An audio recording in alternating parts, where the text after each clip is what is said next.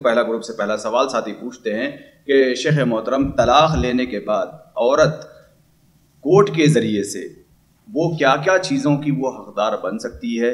آج کل یہ رواج چلا ہے کہ طلاق ہو جانے کے بعد عورتیں کورٹ میں کیس کر دیتی ہیں، بہت سارے اخراجات نہ جانے مہینے کا خرچ، بچوں کا خرچ، فلاں فیسیں جو ہے نا وہ نوٹ کر دیتی ہیں، جیسے کہ آج کل کی حکومتیں بھی جو ہے عورتوں کے سپورٹ کرتی ہیں، تو لہذا اس کا ناجائز فائدہ اٹھاتے ہوئے مرد کے اوپر بہت سارے جرمانے کے طور پر یا اخراجات کے طور پر کورٹ سے پیسہ وصول کرتی ہیں۔ ان سارے پیسوں کا کیا حکم بنتا ہے؟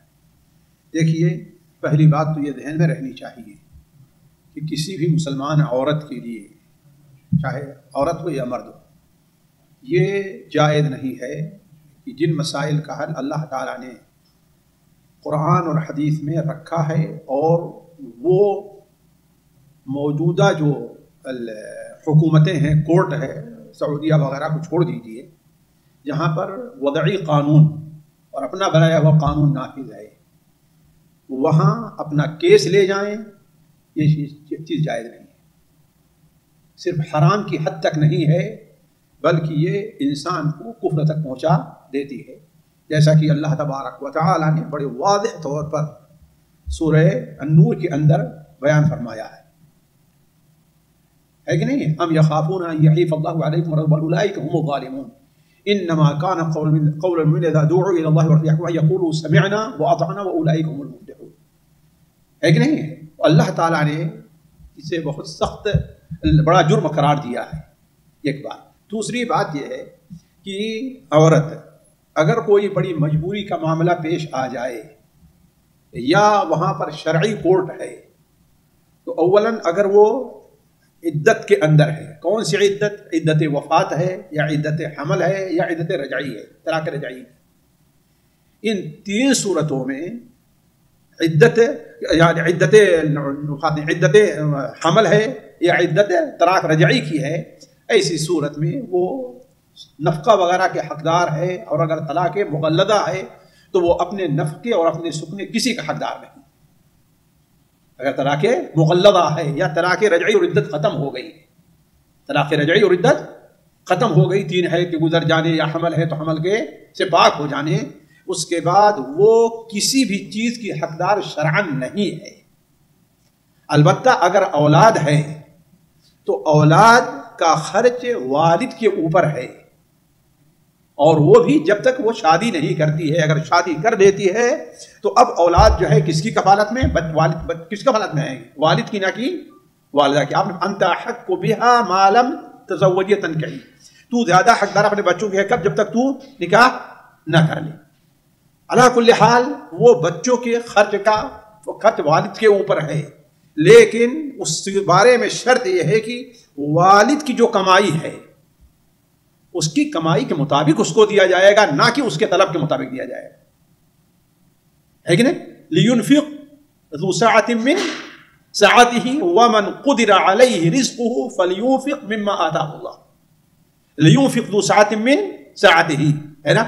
یعنی حیثیت والا اپنی حیثیت کے مطابق خرچ کرے، اور ومن قدر علیہ رزقہ، اور جس کی روزی میں تنگی ہے، فلینفق مما آتاہ اللہ، تو اللہ نے جو دیا ہے اس میں سے جو ہو سکے، نہ یہ کہ جو اس سے مطالبہ کیا جائے۔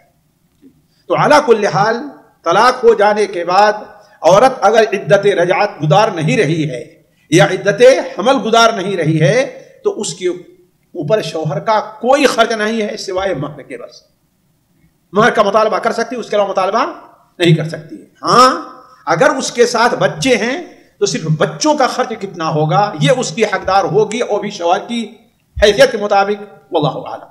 جی تو یہاں پر کبھی ایسے ہوتا ہے کہ کیس وغیرہ یعنی شوہر کی طرف سے بہت کچھ ظلم ہوتا ہے، اس موقع پر اس ظلم سے بچنے کے لیے یا بہت سارے مسائل کو جھیلتے ہوئے عورت کا اگر بہت کچھ مال خرچ ہو گیا ہے تو اس کا مطالبہ کرنے کا کیا حق ہے؟ کیسے مال خرچ ہوا ہے؟ کورٹ میں جا کر کے، کورٹ میں کیوں کیس کیا؟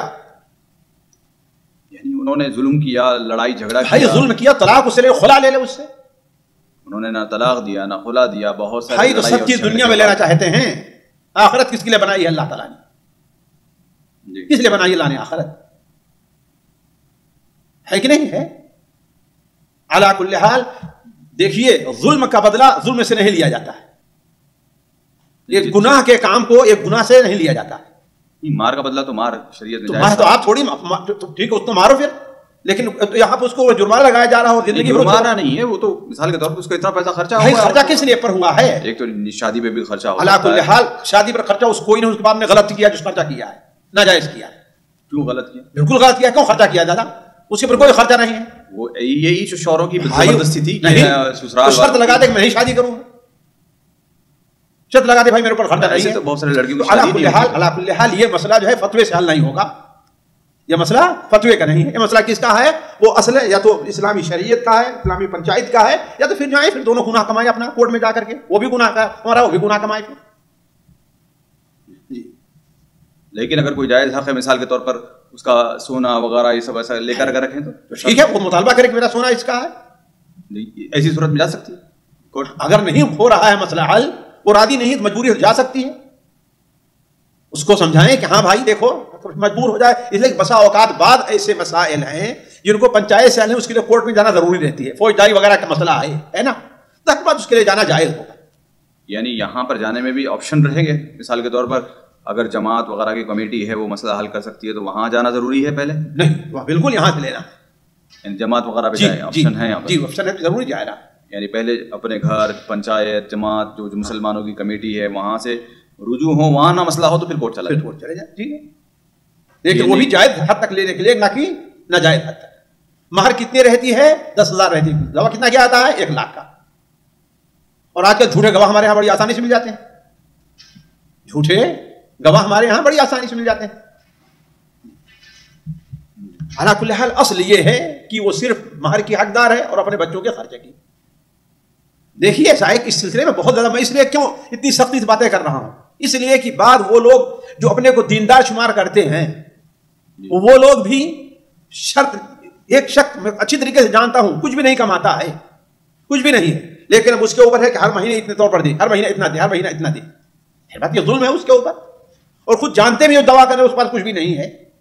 جی سامعین کرام، ہمارے علمی اور عوامی دروس اور سوال و جواب کی مجلسوں سے آپ خود بھی مستفید ہوں اور اپنے دوست و احباب کے ساتھ بھی شیئر کریں۔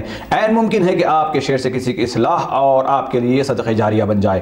واٹس ایپ پر اسلامک میسج حاصل کرنے کے لیے نمبر نوٹ فرمائیں: یعقوب عزیز 00966 5089 59707۔ واٹس ایپ سوال و جواب گروپ میں ایڈ ہونے کے لیے نمبر نوٹ فرمائیں: عبدالسلام عمری 00966 502627 622۔ نمبر بھیجتے ہوئے نام اور پتہ ضرور لکھیں۔